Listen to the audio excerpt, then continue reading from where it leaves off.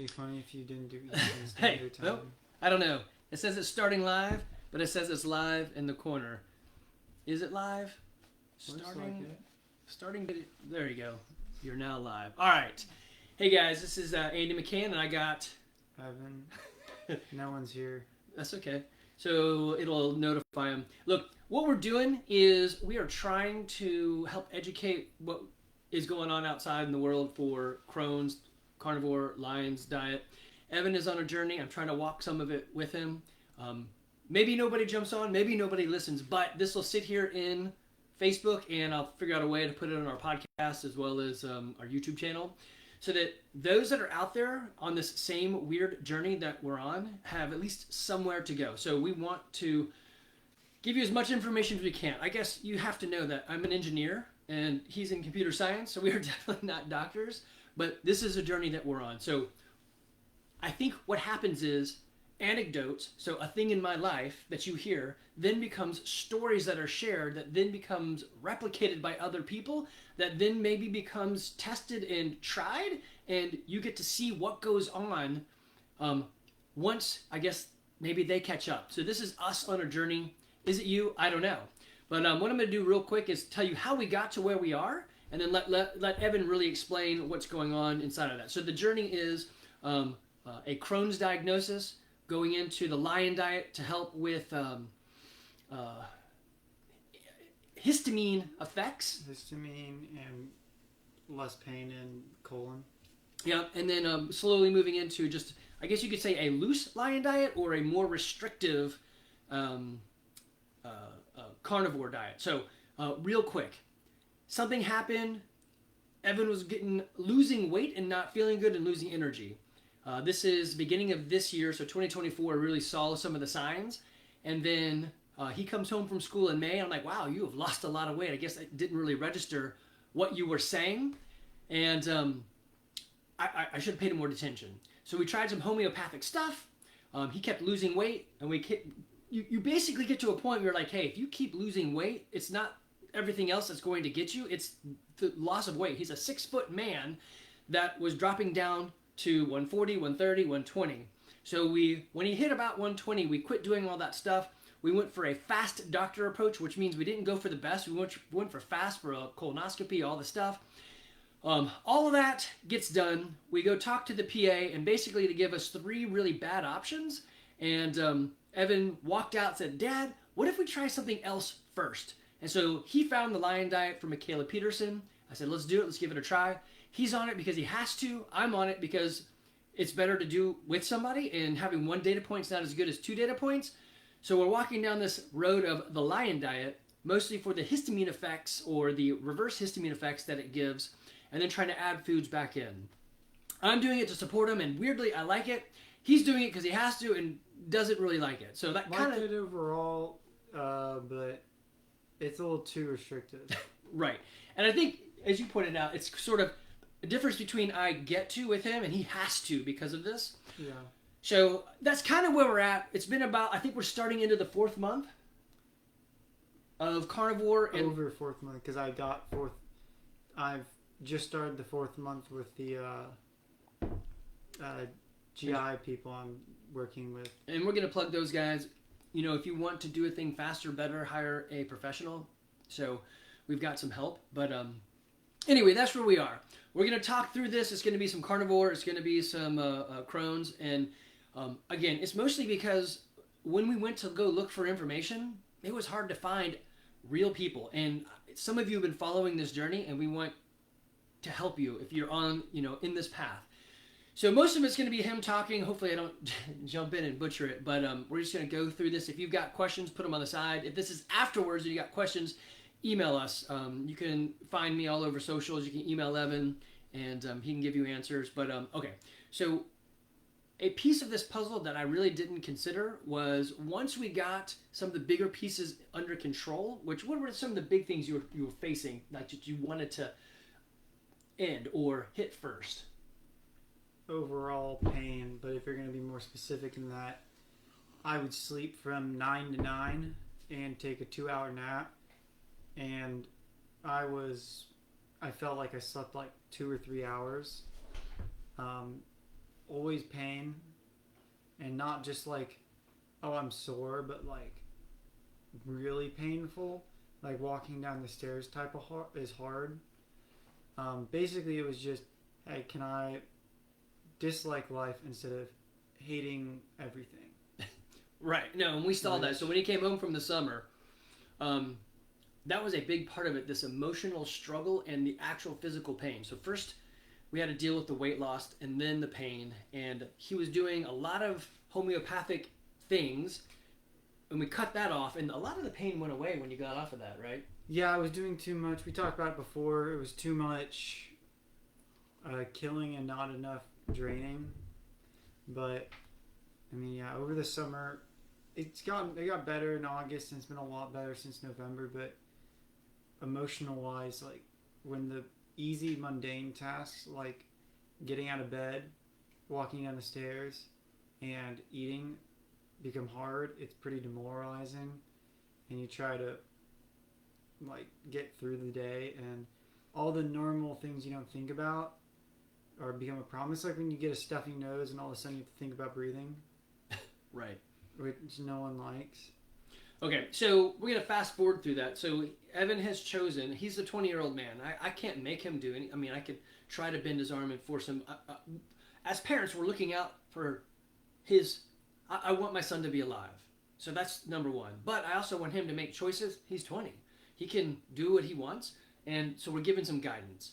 One reason I'm walking along with him is if he does a thing and he can only compare it to what he knows, then we don't know if it's like, well, you're an anomaly or that's what's supposed to happen. For example, if you eat too much fat, you end up going diarrhea rather than having regular poop. And this is a weird one. We get into poop later on, but it's been 4 months since I've had any sort of fiber, and I'm going to the bathroom just fine. He's a little not as fine, but weirdly... Well, I've been not fine for over a year. Yeah.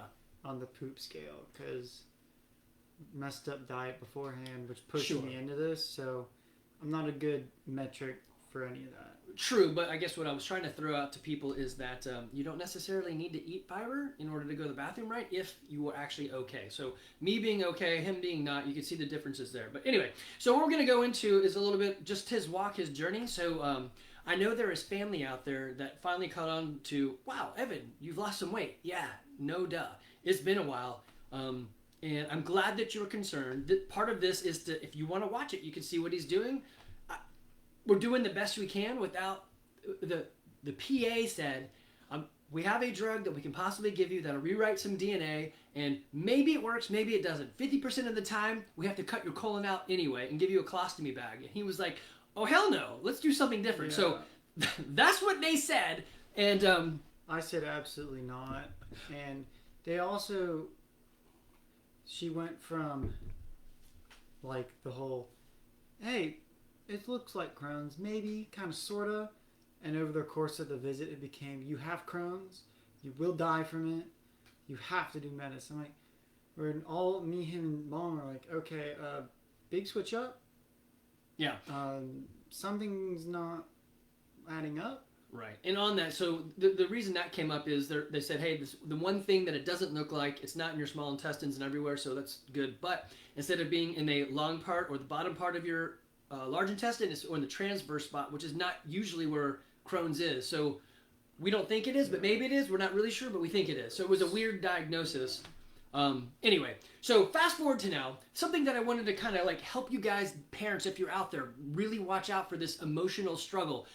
Guys, if you are going through this, you're going to have an emotional struggle. So I want Evan to talk a little bit about some of that emotional side. Now that he's out of pain and he can eat, and we're working on adding calories into his, more calories and more foods, there's another piece of it, the emotional struggle. So hit him with some of that.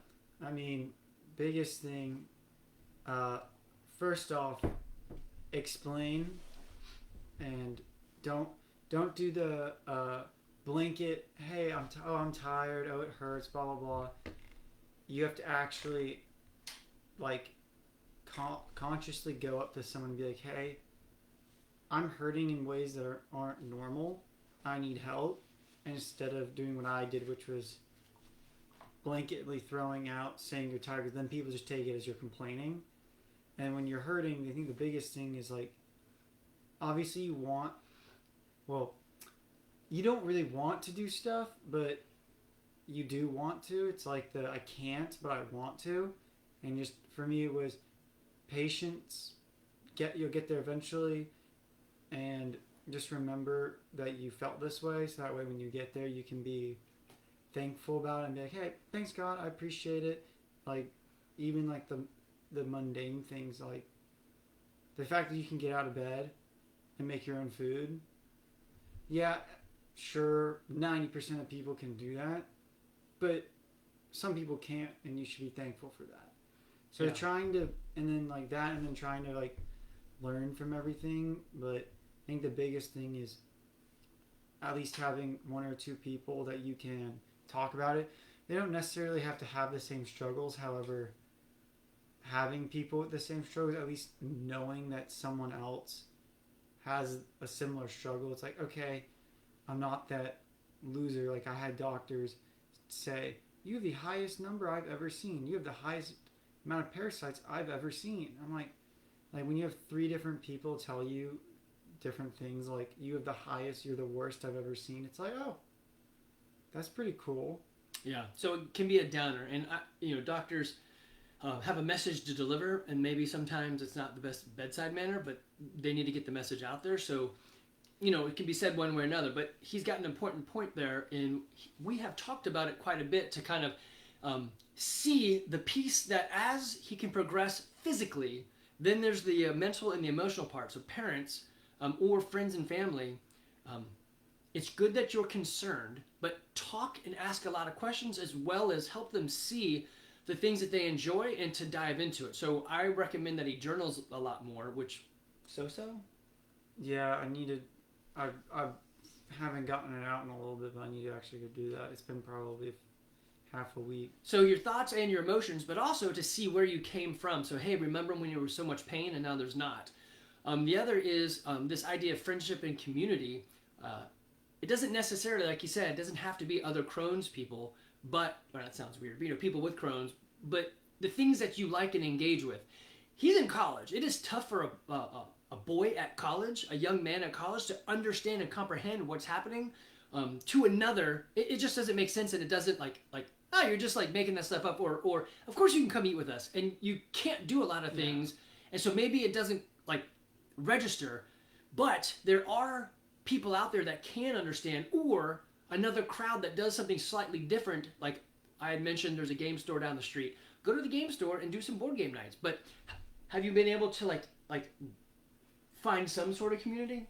I mean, I have friends, and I can do some stuff, but not as much as I would like. I mean, in college, think about what you ate. Hey, let's go out to eat.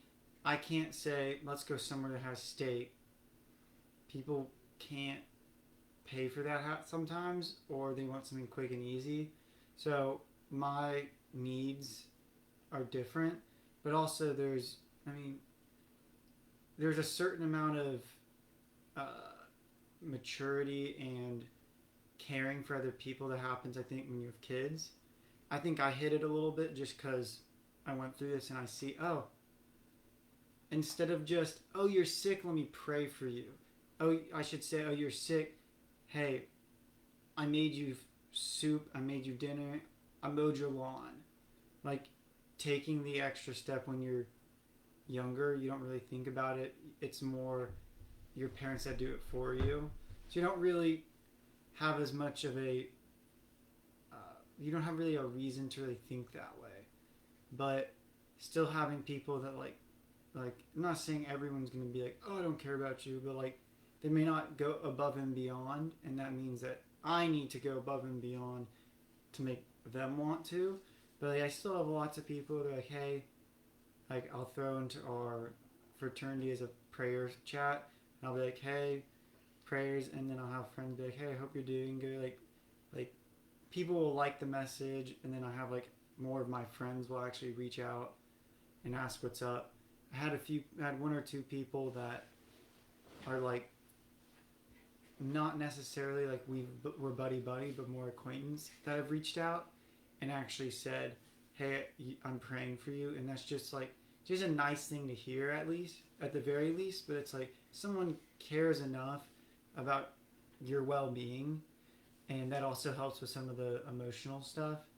But just finding people to talk to, it also helps with, makes you more happy. You have people to do stuff with, and maybe like you're in a club, it get that, like something like that gives you the community, and it can give more of a purpose.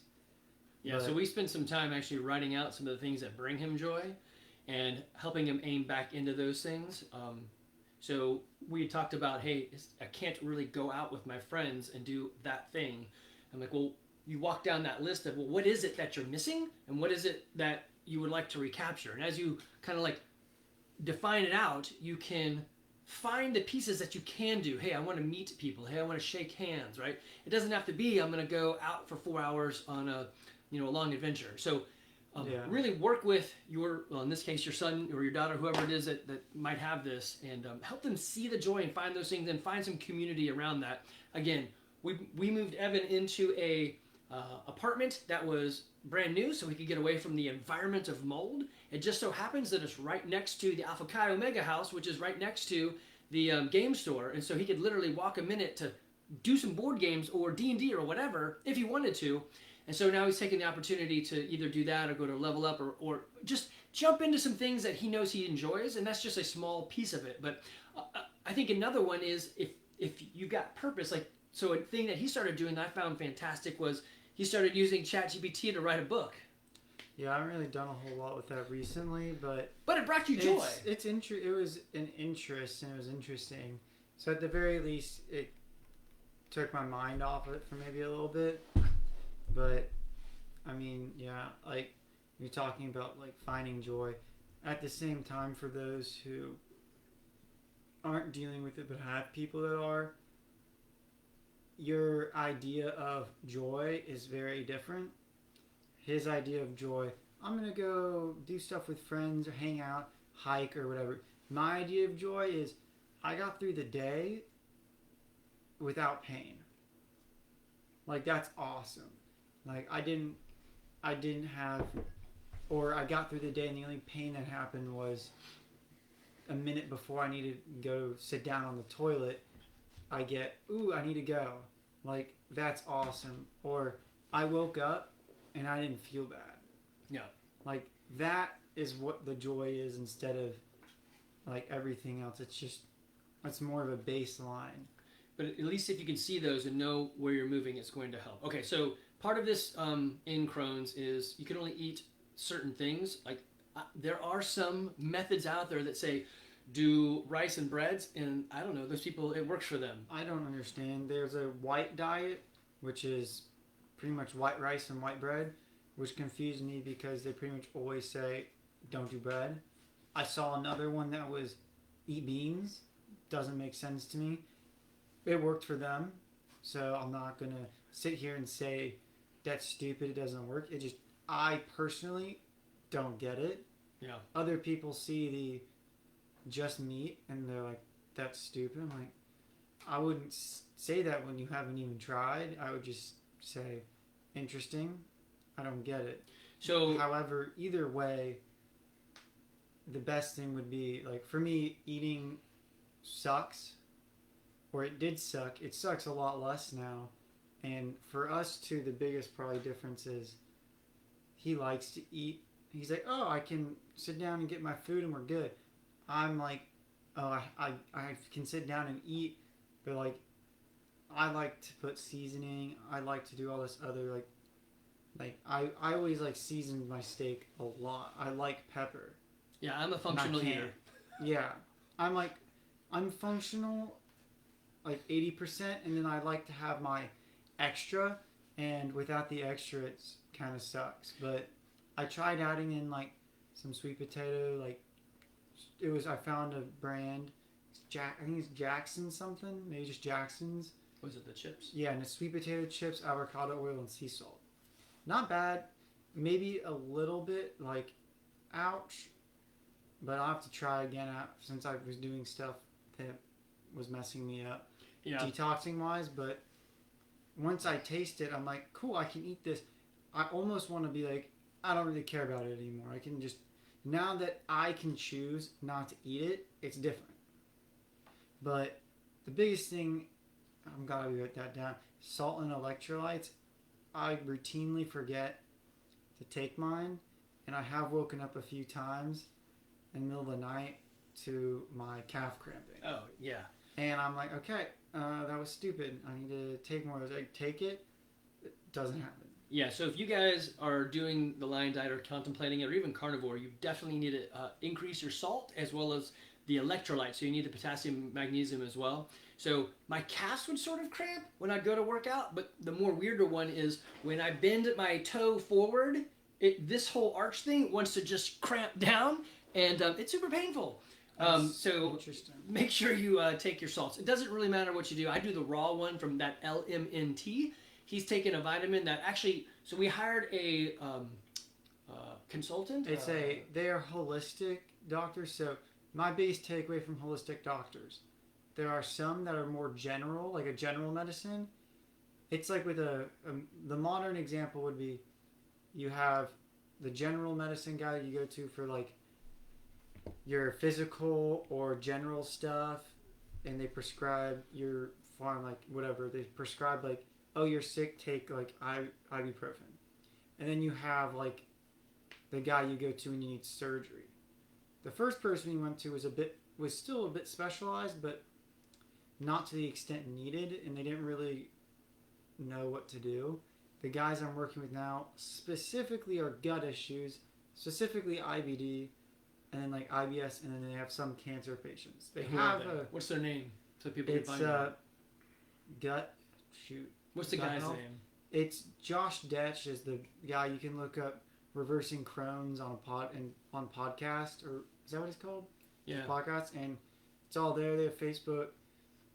So look up Josh Detch, and he's got a group of guys that work with him. Josh, and then Detch is DECH, and they've been super helpful. Like, I have a small group, again, community, that talks every Monday. We talk with him.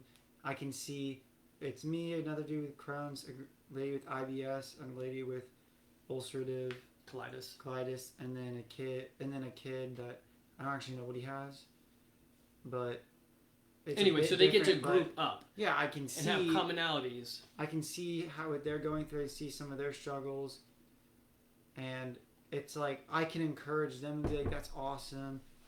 Glad that's working." Maybe they hear something I'm doing, like the diet, and they're like, maybe I should try that.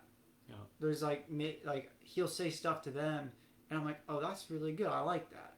And then I might bring it up, or I might just do it. Like, there's other things, and it lets you just at least have more people to talk to. I'm going to pull you guys back into food. So this Carnivore Lion diet. So it's basically ruminant meat. So it's like cow, deer, sheep, bison.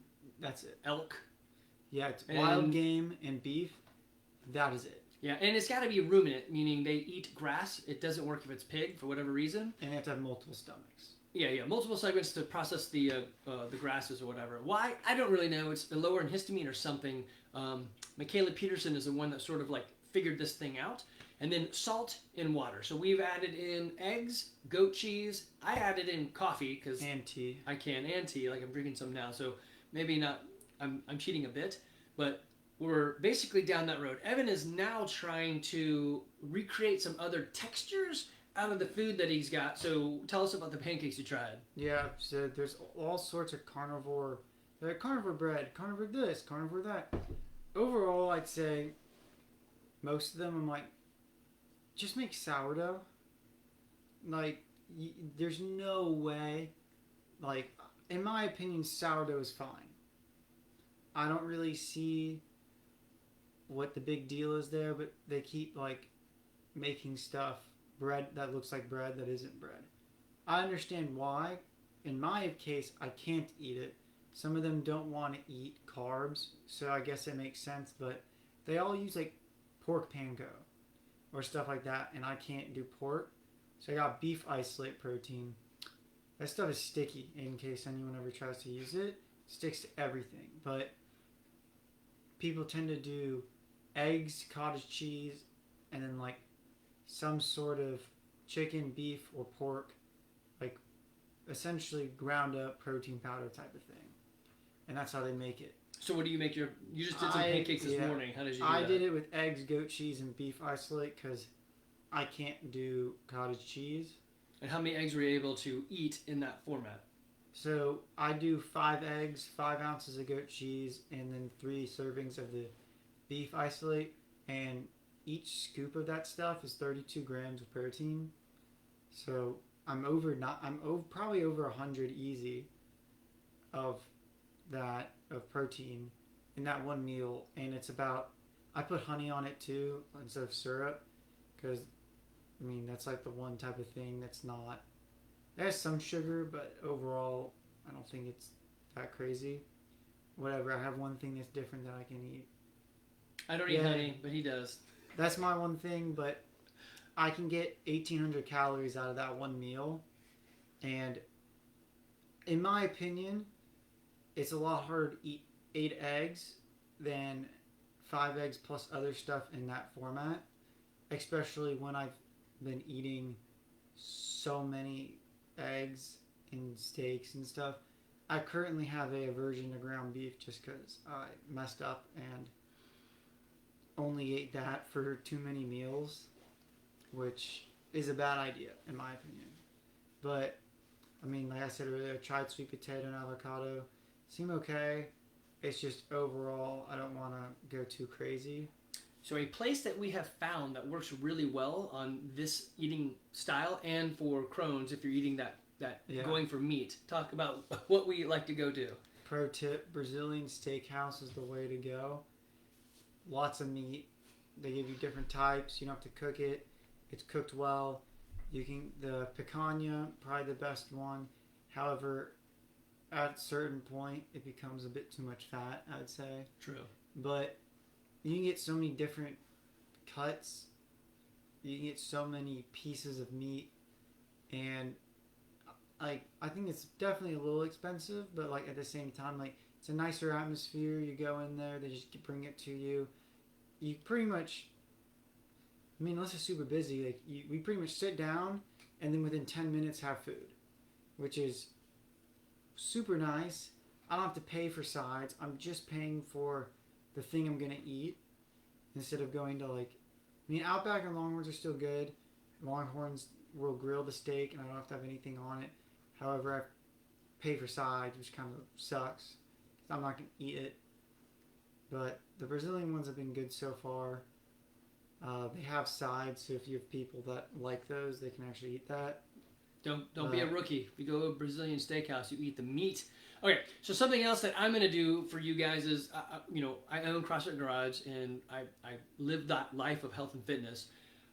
We're learning this carnivore thing, and we've been talking to people, especially in this the survival podcast community with Jack Spirko, like, hey, how can you eat better and do better? And people have said, hey, could you help us? I'm like, yeah, just don't eat that many carbs. Put it in MyFitnessPal or MyNet Diary and just track your food and don't eat that many carbs. And they're like, yeah, but how? And what do it? So we are going to do a thing. I've got a buddy who owns a company, Smart and Simple Nutrition. And so this January, we're going to do a carnivore Kickstarter. So you can jump on that. I'll post something later on to help you guys out. But really, it's as easy as just don't eat as many carbs. But if you don't know how to do that, we will help walk you through that. Okay, so another thing, my wife is very big into exploring different options, and she found a thing. Talk about that hyperbaric chamber. Yeah, so she... And where is it at, so we could plug them a little bit? It's Wellness Oasis. I don't know the correct places. Over by Hickory Farm, I think? Yeah, it's just... But super cool. It's just right there. They have a bunch of stuff. The thing I've been doing is this hyperbaric chamber, and they have a red light therapy thing that goes with it. Hyperbaric chamber is something pro athletes use. Basically, you're in a tube, and they pump more pressured oxygen on you, so your body is absorbing. You're basically at a bigger pressure and higher oxygen content, so that they basically pump oxygen into this big tube, and if you're claustrophobic, it's not that small. You can sit up if you want. I don't. It's not that bad. It's like an hour. You're just sitting in this tube, or I lay down in the tube. But your oxygen, your blood is 98% oxygenated. Your plasma is 2%. They're trying to oxygenate your plasma, and they up the pressure. 4 minutes to get up, 4 minutes to get down, and you're in there for an hour in between. I was like kind of weird, whatever. I knew a little bit more about the red light therapy, and it's just infrared and stuff. Put it on my stomach, and I just have it go when I'm doing that. First time I did it, I didn't realize how much detoxing was going to happen, and if you've ever done an enema, I felt like that for the rest of the day. So when you detox, he had mentioned this earlier, you want to kill some things as well as then flush them out. Yeah. And so the part that many of us don't really think about is okay, how do I flush it out of my system? And so what he came home saying is this extra pressure and oxygen did a thing where it then started forcing or help flush the dead stuff out, which you could show in, going to the bathroom and so forth, or just how you feel. So it's fascinating to see how these different things interact together. It's really interesting. The red light thing, the red light therapy was supposed to help more with, activate mitochondria in that area. But basically, I did it the first day, lots of detoxing. Fun fact, when you detox, you have a metallic smell. Didn't know that at first. Apparently that's a thing. I did it the next day. I also did a massage because driving hurts because it's not enough padding. On his butt. Well, just in general, like sitting in that position for 2+ hours sucks. And that was helpful, though. It hit my lymphatic system a bit much. But after a day, I was fine. And then I didn't do it Sunday, and then I did it Monday. And I'm not doing it today, and I feel great. That was my one worry, is I was going to do too much. Because drainage normally isn't a problem for people. It's detoxing. But I had both. But the drainage has been fine. I've been using, if you really want to do drainage, parasite cleanse or whatever, go to Cellcore. Their stuff is fantastic. My GI people have used many different things, and they say Cellcore is by far the best one. I've been using this thing called Carboxy, and I felt better almost immediately. But it's been good. The only thing that hasn't necessarily been, or it's been pretty stagnant throughout the whole process since July, is weight. I just cannot keep weight on. I'm at like almost 122, pretty much the scale says 121.8 almost every time. And that's even after I went from 25 to 3,000 calories a day. So that's actually, this is something to kind of put into perspective. So yes, on the Crohn's, losing the weight was a big problem because if you lose too much, you die. So that's, as he was dropping, we were trying to stop that. As you can see. When we got on to this lion diet, I lost weight. So eating red meat, eating lion diet is going to... I'm trying to gain weight on a diet. Brian Dean, I see that. I'll call you after. Okay, so we can give you a lot of good information. That's my cousin Brian. Thanks, buddy. I'm happy to help. This is why we're doing it, because people don't know and they don't talk about it enough. Yeah. And the stupid stuff we would hear from... Anyway, there's just so much nonsense out there. And the fact that the doctor said, we're going to give you a biological, which basically change your DNA, and it'll help turn off your receptors so you can live like normal, but you'll still have the problem, and we may have to cut your colon out and give you a colostomy bag. He's like, whoa. I'll take the pressure of changing my diet in my life over having... It's just a dumb thing. So totally, Brian, give us a call. Okay, so sorry, back on the weight. I was losing weight. I am eating about 4,000 calories, and he is not. No, so he's eating 4,400 calories, which for most people is, I'm seriously gaining weight. Well, it's an interesting thing. Calories, crazy. The calories in, calories out doesn't work. Yes, I do CrossFit. Yes, I work out almost every day. Yes, but at 4,400 calories, we did it on the MyNet Diary. or 4,200 calories, you would think I would be blowing up. Now, I will say some of my shirts are fitting tighter, so I did lose weight, about 10 pounds, and now I've picked up 5 pounds. So we know that there is an ability to gain weight in this, but when we do your calories, you're still hovering at like 2,800, right?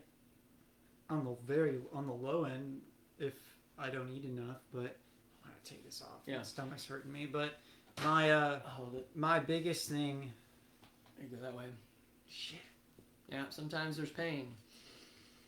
So while he goes through that and gets his shirt off, well, my biggest thing is my weight just doesn't want to go, and most people that do this diet are trying to lose weight. Well, that's true. So I'm trying to gain weight on a diet most people use. He's a 6-foot man that was originally. Yeah, watch your words on. I don't know if they'll ban you for saying stuff. I'm not trying to. That's another thing. I'm trying not to curse. Justin, if you're out there, we're trying not to curse as much. It's just difficult. So he went from about 170 pounds down to this 120 pounds, so 50-pound loss, and we're trying to gain that back while adding in foods that he can tolerate. So too many blueberry is no good. 1 blueberry, okay. Too much sweet potato, no good. 2 bites of a sweet potato, okay. Avocado-based ice cream, 1 bite, okay. Right. So we're learning to do it slow, to add things in and give it time. That has a few other things in it though, that are like more of like binding agents. I also just don't like ice cream. I just bought it because I thought it was interesting and maybe I could get some calories out of it. Yeah. But I have the pancake thing now, so I don't really need it as much. Yeah. Which is, I feel like it's a weird thing, me saying I don't like ice cream, because most people would say that's weird. Granted, I haven't really tried eating dairy and or cow dairy since I don't even know when. I've always been not, so yeah, it's just one of those things for me. Yeah, goat seems to be okay, but not too much. Yeah. So I know a couple of you guys I'm going to throw in a little sideways here. So basically, I eat New York strips. I like strips. They just have the right amount of fat. I can cook them right. Yes, and he's eating about the same thing with ribeyes. Yes, it can get expensive, but we don't literally eat anything else. So there's no snacks. There's no wasted food. Everything that gets out there gets eaten. I just did my ground beef. It's about a pound of ground beef or something like that. 4 eggs and goat cheese, and just mix it up and you eat that. And I eat that twice a day. That's not awesome. He likes it. I will say, mine is a bit more expensive. I like the ribeyes. Just the strips, they don't taste that good to me, and I need to not hate eating. Right, so, but remember the problem you're solving. So we're not solving money problem. We want him to gain weight problem. If money is a problem, the strips are a more effective one. Especially if you're doing strips, by the time you've bought all your extra accoutrement at the store and you buy your mains, sides, and whatever, and let's say you go out to eat once or twice, you've at the very least hit how much he spends on groceries or past it. Yeah. So the other question I get a lot is on the working out side. Hey, how's this affect your working out? So I guess more details. I haven't had sugar and bread in about 10, 15 years. So it's been a long time. And when I did that, there was a hard working out thing. So if he and I worked out the same, I could see that I'm still moving the same, but I felt like I was really tired and weak, even though the numbers came out. So my times were the same, my lifts were the same. I just felt different. It's basically the body learning to burn fats rather than carbs. So that's how I was eating about 100 carbs for the last 10 plus years. Then recently with this change, now I'm eating 1 carb in a day, and it usually comes from the goat cheese. Just, I guess there's a carb in there somewhere, right? And I had to redo that whole, wow, I feel weak and slow, but I can work out near my buddies, and I see that I'm moving the same. So the hardest part was it feels different. So we just did a 2,000 meter row at the gym, and around 1,000 meters, I was like, oh man, I feel super weak. But I was kind of looking over at my buddy who's rowing, and he was rowing the same. So I thought that whole process was over, but it's not. I went a little too hard, too fast. So burning fat as an energy system, one, it's going to increase your LDL and HDL. So I have extremely high cholesterol, but it's all the good, large, floaty cholesterol, which is the transport for fat as an energy system, as well as to clean out your body. So now they're kind of throwing away a lot of their old studies saying cholesterol is 75% of your brain is made of think it might be colostrum, whatever it is. It's made of cholesterol and Right. fat, but So you need it. You can't get rid of it. most people that do this type of diet will go back towards carbs, and it tends to just be like fruit type of deal. But it's mainly just like for the workout is you get a better pump, you don't feel as lethargic working out. I don't think carbs are bad. I just think overall you don't need as many. I think we overload on it, as you can tell by looking at the average human. I think from 1950 Or versus average now. American. We're eating a lot of Well, weird yeah, average stuff. American. When you But- eat too much entertainment, that entertainment's going to catch up on you. Yeah, I mean, it's pretty much the idea of what are we going for? Are we going for quick and easy, or are we going to go for something that's slightly less fun and awesome, but I'm going to have benefits for longer? Yeah. Because the donut tastes good, but you might hate yourself in the morning. As many of us said in college.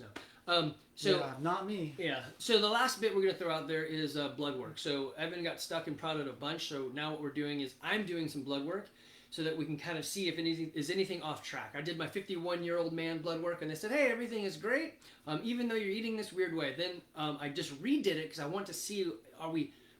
The biggest unknown that I've got is, are we nutrient deficient by just eating this way?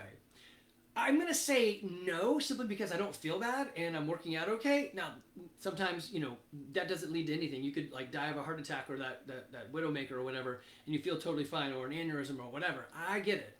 So I'm going back to get studied. My blood and his blood should be very similar. You're A positive as well? Negative. A negative. So we're both, whatever. So our blood's close-ish together and genetically similar, and we're eating the same. Yes, he's got a thing. I don't have that thing. But at least we have 2 data points, his and mine. So we're going to take my blood work first, and then in December when he comes home from school, we'll do another roundup for him. But this way we have something to compare and contrast against. So far, even with the cardiovascular CT scan, everything has come back A-okay, and this is 4-ish months into eating this way. I haven't gotten the nutrient profile back, so we'll see when that comes out. But and maybe I'll go back and do another hair analysis. But so far, so good. We know people, not friends, but friends of friends, or people, or people on Instagram or social media people that have been doing this for 10 or 14 years. So the verdict's still out, but I know some of you guys know us, and you know what we're doing. So you're like, well, I don't know anybody that does this crazy thing. Well, now you do. You have at least 2 people that are doing something different to try to impact your life. Me, for health, I'd like to live a longer time. Him, for health, he'd like to get out of this I'd like state. to live, period. Well, yeah. I think the biggest, if you want to look it up, I know is Sean Baker. It's like I think he's 6'4", 200 plus pounds, and he's almost 60, and he looks great. There's another I think he lives in Australia, guy who's been doing this for 10 plus years. There's I don't know, everyone I see doing this type of diet looks fine. The reason I say Sean Baker is he tests himself and does work on it, because he just goes in there and does it all for himself. Personally, just blood work, since I think it came out to, over the 3 months I was home, I got stuck 7 times a month essentially. So that's twice a week. so I'm taking that burden off of him for right now. And again, 1 is just a data point. 2, you can make a line. 3, we can make a trend, but we don't know a third person that wants to do this with us. So I'm doing it because I love him, and it just so happens that I like this style of eating. Weird. I'm so ready to be able to He eat doesn't want to do it. something here's the most interesting food point for me. Most people, man, I'm really craving ice cream. Man, I could really go for a McDonald's. I want to eat a burger patty with mustard and pickles. I want to eat We could try that. yogurt with mixed berries in it. It's just it's interesting to see the things that I want are things people think is too much or that's not enough. Like that's not the treat. And I just think that's very interesting. And then actually speaking on that, something you said earlier, tracking. If you actually track, you'll see it, and you might get discouraged or whatever. But overall, I think for some people at least, if you track it, it turns it into more of a maybe a chore, a task. It's something you have to do. So you have to eat to a certain point, and it makes you not want to mess up those numbers, or maybe like if you struggle to eat, you want to hit that goal. If you struggle to eat too much, you can see and be like, this is exactly everything. It's a bit harder, obviously, on that end. I thankfully haven't had that problem, though I've been chronically on the other side of that. And both ways, I think, suck, but you can kind of figure it out. And you'd be surprised. I thought I was eating like 2,200 calories at one point, and it was like 17, maybe. Yeah, if you don't track it. Now, here's the thing on tracking. The labels can be 20% off in either direction, so you already aren't going to have an accurate number. Damn, but I didn't know they were that off. Yeah, but if you don't at least look for yourself, then you'll never know. So so this is valid. When we're doing this, he's like, "Look, I'm not gaining weight." I'm like, "Well, how much are you eating?" He's like, "Yeah, like 2,000 or 3,000 calories." I'm like, "Well, I don't know." So when he tracked it, and he's like, "Hey, it was like 1,800 or whatever it was." I was like, "Hey, so you know what I do now for a living? I can tell you that as a 6-foot man, you should be eating about 3,000 or more calories a day. So if you're eating 2,200, you're not going to be gaining weight. You're going to drop down to whatever your body stabilizes that on that weight." So here's the thing that people don't know. As you try to diet yourself down in weight, your body will shut systems off. So your immune system, your circulatory system, your hair color system, whatever, your body's going to say, "Hey, something is wrong. We need to go into famine mode and shut stuff off." And so it's like when I see this all the time. Women will be like, "Oh, I'm eating 2,000 calories. Let me drop to 1,500. Oh, I lost a bunch of weight. Now it doesn't work. Let me drop to 1,000. And they're like, "I can't lose any more weight." Yeah, because your body can't turn anything else off. Stop doing that.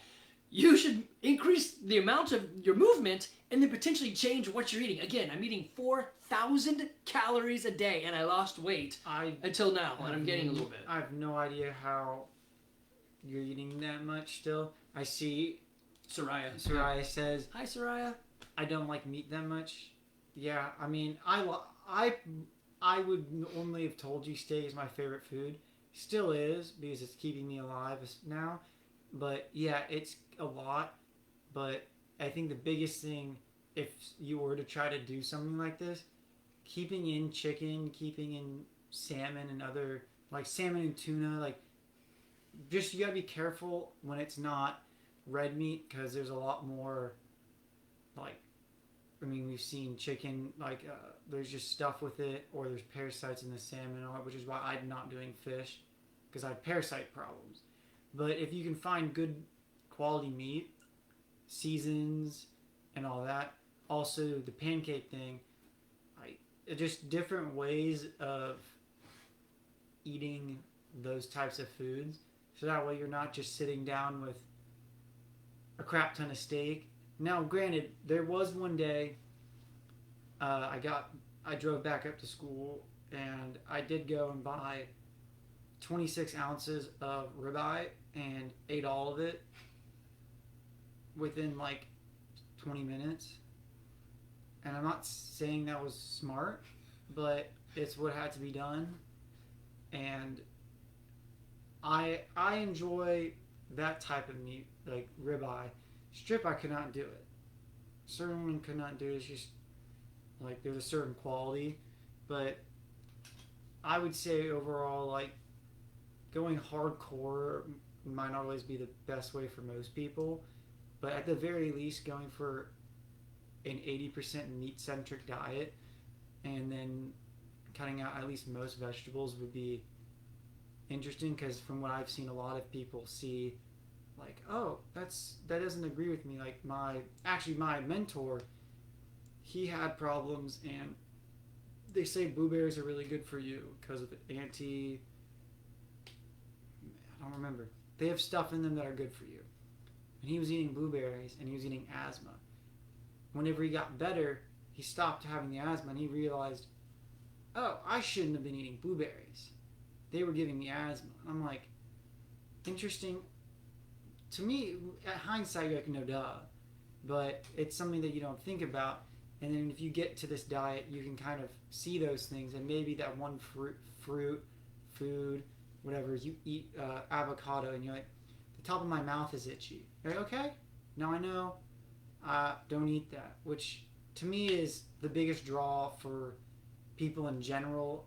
With me, it's a bit different. People that have other problems. But overall, I think it creates a really good baseline. Because the only other baseline you have is when you're like 2 and you acquire some taste because your parents force feed you broccoli, but it lets you see symptom wise you can just that did not agree with me, that did agree with me, and then just go from there. Yeah, that is a fascinating part too. This is what can you add in and how did your taste buds change. So I fill up this water bottle with water and then put the element in there, which is just the raw unflavored, and usually the first sip tastes like it's lemonade, and I know it's not because it's literally the same bottle I've been using in water, but it's weird how having a new baseline, maybe your tongue can restructure, but also you get to see what are these different foods that I'm adding back in actually do to me because I'm not eating that much. So what I would encourage you to do is go look up Michaela Peterson. She's the one that coined the term the lion diet. Again, I would tell most of you guys, don't even try this. It's too dang restrictive. We already added in eggs and goat cheese, and we're only doing it because he kind of has to. Yeah. Maybe the carnivore diet would be a better way to kind of get your feet wet in this, but it is amazing. After 4 months of basically ground beef or beef-ish, ruminant meat, water, salt, eggs, coffee, that's it. I'm feeling pretty good. I mean, he's feeling better, but we got different things we're working on. I'm doing it for him. He's doing it for him. It's the difference between like night and day. Like I am immensely better. Granted, some things I don't think I mentioned this. I think this might have been after the last one we did. I added in this peptide called BCP 157. I want to say something like that. Your body makes it. Essentially, what it does is you have leaky gut. You have holes in your gut. We're gonna go in and take that hole and close it. So that way you're not leaking. That's pretty much all it does that I know of. Very helpful. After I started using that, I started feeling a lot better. What about the HCl too? That was a good one. HCl, well, that was a whole different thing. That was, well, one, HCl breaks down protein, and I eat some super dense protein foods. So if you don't know, your stomach has hydrochloric acid in it, basically to break down meat. So HCl is the formula. And it goes back to what you were talking about with the your body shuts down systems. I wasn't really making any of that. So when I add that, I can then do more. And I immediately, the next day of, pretty gross, I pooped 36 times in 12 hours, let's just say. And then that night, I pooped 5 times. The next day, 23 times. So it was basically burning up more and allowing him to flush out. It was disgusting. Also, parents, never underestimate the value of a bidet. Thank you, Vivian and Charles, for saying, hey, why don't you just do that? So if you're on the toilet that much, you don't want to be wiping that much. There's one that we bought on Amazon. It's got like 50,000 stars on it. You'll see it. Just put in bidet Amazon. And super easy to install. And it's super helpful if you're in the bathroom a lot so that you don't get issues down there. Yeah, it has been. This guy installed 3 of them in the house. It's very... Saray. Amen. So, I know, we'll talk again. Also, I know you were interested in Bitcoin, too. So, we can talk Bitcoin. Bitcoin's cool. Okay. Anything else? I guess Thanksgiving's coming around. Find some people that, like maybe some family members that you kind of sort of talk to, and actually ask them how they're doing and care. You got to invest. So this has been a big thing for him, learning the investment factor. So at 50, this is a lesson that I've learned. Hey, some of the friends I have aren't really friends that I have. I should have invested more. I realized back in the 80s, I probably would have had autism if they had the ranking scale back then. I just didn't. I still don't have the same emotional capacity as most. I try to be super consistent so that people can like, oh, you know, whatever. But I get it. I don't always see it. So now, as a 51-year-old man, I am learning the thing where he's learning right now, which is I need to invest better in the people around me. And so he's seeing that with this thing.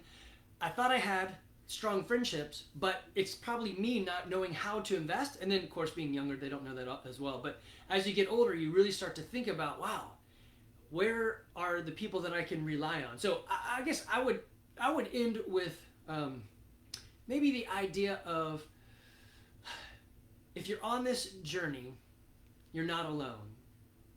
I know not everyone can do it the way we're doing it, but this is why we're putting this out there. So my cousin Brian just posted, hey, I'm going to give you a call.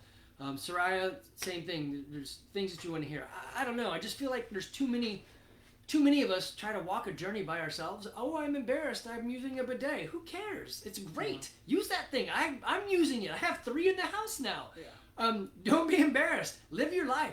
And really, if people are going to judge you for stuff like that, tell them to screw off. Whatever. Yeah. Those things are awesome. If you can only eat a certain way, man, I guess... Embrace it. Don't hate it, because then you start hating life. That's what you have to do. But those around you... Man, ask questions. Yeah. And you ask questions back into their life. You have family, walk with them. Now, for Thanksgiving, we're going to go to my sister's, but I have told her, hey, we're going to do our own food. Don't worry about us. So don't let your thing be a burden to others. We're just going to pre-eat, and then maybe we'll bring something kind of cooked and then finish it up there. But we'll do our thing, and that's okay. Yeah. Like, I went to the Survival Podcast Fall Workshop, and everyone was doing the thing they're eating. And Jesse, who I roomed with... Thank you for everyone that mentioned me. I didn't realize people actually... Yeah, thank you guys. That was nice stuff. But I called him a few times during. He's like, people were asking about it. I was like, huh? Yeah. So great group of people, great podcast, Jack Spirko and all his crew.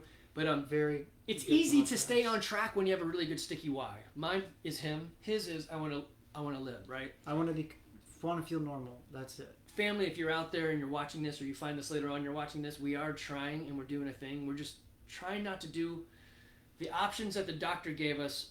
Were not great. And part of it too is I react very strongly to medicine, and I don't want to put things into me that I don't fully understand, especially when I know how much exercise, diet, and sleep matter, because I can change my diet every day, 3 times a day, and I can only do the medicine like X amount of times. Right. This is a consistent change that I can make. Maybe both would be good. I don't really care. But, it's figure it out for yourself what's good. And a big thing, care about other people. People don't really care. And that's good and bad, like you were saying with the bidet. People don't care. People really don't care. But at the same time, people don't care. And if you want someone to, you have to be the one that cares first. That's not even what the podcast is about, but we should have called it that. You got to care first. You're all going to get what you put out. Which is annoying, but you know. It is true. It is true. All right, guys. Hey, if you need us, Evan is here over Thanksgiving. He'll be back for Christmas. He's got an email address. He doesn't share that, but I share all my stuff. You can find me easily. I don't respond. On all of my stuff. I'm happy to help you. Happy to send you to Evan. He's got the journey. I'm just trying to be along with him. Hopefully this is helping somebody out there, and y'all be good. I don't know how to end this. It was right there. All right, take care.